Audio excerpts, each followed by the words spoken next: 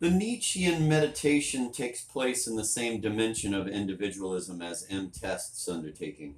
Superhumanity will be based on a double renunciation of both vertical and deviated transcendency. Zarathustra tries to enter into the sanctuary of his own existence through a purifying ascesis analogous to religious ascesis, but differently oriented. This analogy is continually underscored by style and biblical images. Thus spoke Zarathustra is a new gospel which should mark the end of the Christian era. In this dimension, pride is no longer seen as man's natural bent, but the highest and most austere of all vocations.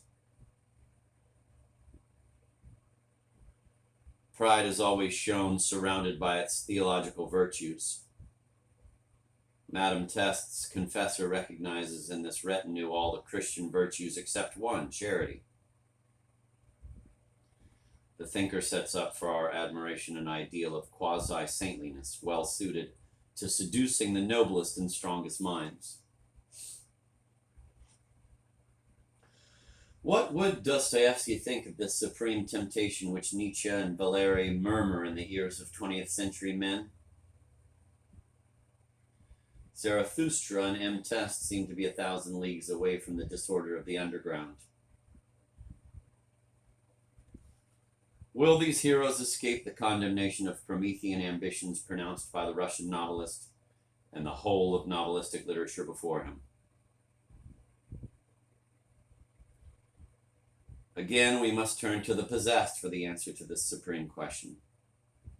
This inexhaustible work contains the real dialogue between Nietzsche and Dostoevsky. When the engineer, Kirillov, decides out of pride to commit suicide, he enters at the decisive point, the decisive game which has been sidestepped up to this point. Kirillov's thought, like Nietzsche's, takes its point of departure from a meditation on Christ and the destiny of Christianity. Christ sent men in search of God. He gave them a glimpse of eternity. Man's feeble efforts fail and turn back on humanity, bringing about the excruciating universe of deviated transcendency. If there was no resurrection, if Christ, that incomparable being, was not exempt from the laws of nature, then Christianity is evil. We must renounce the madness of Christ. We must renounce the infinite. The post-Christian universe must be destroyed. Man must be firmly established here on earth by proving to him that his light is the only light.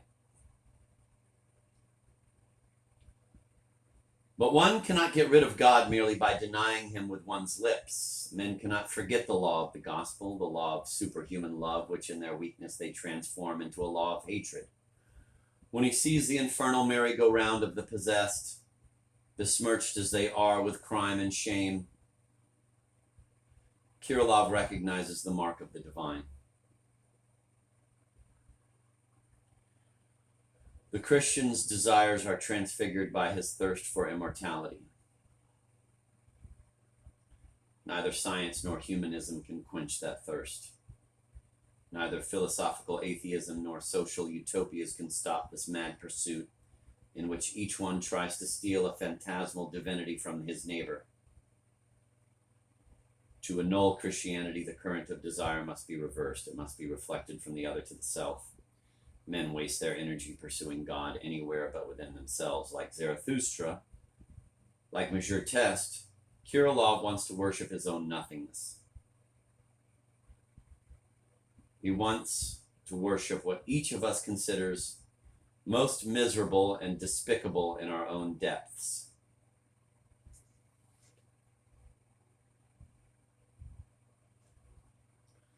But for Kirillov, the undertaking does not remain merely an idea. Kirillov does not want to write a particularly original book. He wants to make his idea incarnate in a decisive act. Desiring one's own nothingness is desiring oneself at the weakest point of his humanity. Desiring to be mortal, desiring to be dead.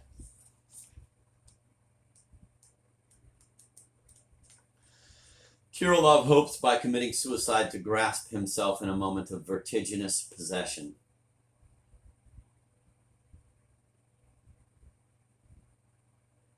Why does he expect this conquest from death? According to some, death should not bother us, since it is never more than an idea, since it is always outside of our individual experience. Kirillov agrees, eternity naturally dwells within us. That is the whole idea, but it is not enough to affirm this idea. It must be proved. The proof must convince a man corrupted by 2,000 years of Christianity. All the philosophic talk has never prevented anyone, not even philosophers, from dreading death. Strange as it seems, before Kirillov, suicide was committed out of fear of death. A person killed himself not in order to renounce infinity, but out of fear of the finiteness to which he thinks he is condemned by the failure of desire.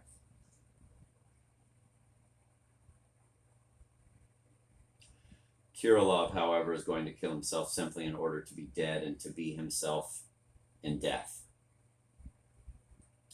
One man has to take the first step in daring to desire his own nothingness, in order that future humanity may base its whole existence on that nothingness.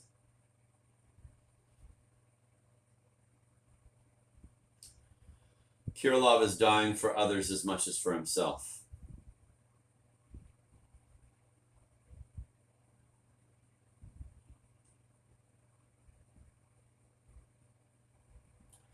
In wanting his own death and only that, Kirillov is engaging in a duel with God, which he hopes will be decisive. He wants to show the Almighty that his best weapon, the dread of death, has lost its power. If the hero succeeds in dying the way he wishes, he will have won the gigantic fight. It will force God, whether God exists or not, to give up his millennial ascendancy over men. Kirillov dies to destroy fear in one blow with hope. He dies to enable man to renounce immortality, not on the superficial level of belief, but on the essential level of desire. But Kirillov fails. Instead of the serene apotheosis he imagined, his death is indescribably horrible beneath the gaze of the most ignoble of them all, Verkovensky, the Mephistopheles of the possessed. The divinity Kirillov so desires grows nearer as death approaches. But the nearer it comes, the more inaccessible it becomes. One can commit suicide in order to become God, but one cannot become God without renouncing suicide. In the face of death, the desired omnipotence becomes one with extreme impotence. And Kirillov discovers his grinning demon, Verkovensky, hovering over him. Kirillov is hurled from the summit of pride into the abyss of shame. If he ends by killing himself, it is in scorn of himself and hatred of his finiteness, like other men. His suicide is an ordinary suicide. In Kirillov, the oscillation between pride and shame, those two polarities of the underground consciousness, is constantly present, but in him it is reduced to one single movement of extraordinary amplitude. Thus Kirillov is the supreme victim of metaphysical desire. But by whom is the engineer mediated in his desire of those dizzy heights and depths?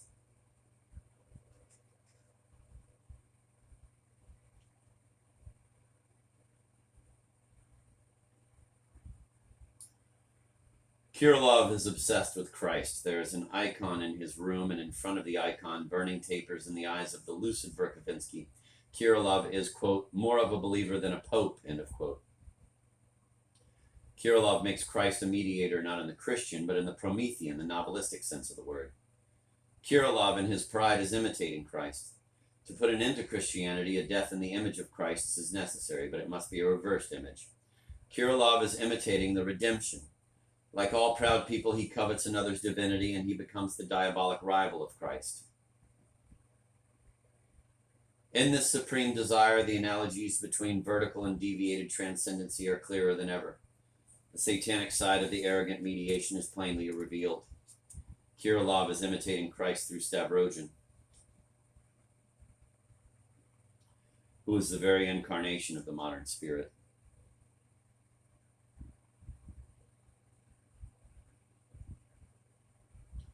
The idea which consumes Kirillov comes to him through Stavrogin.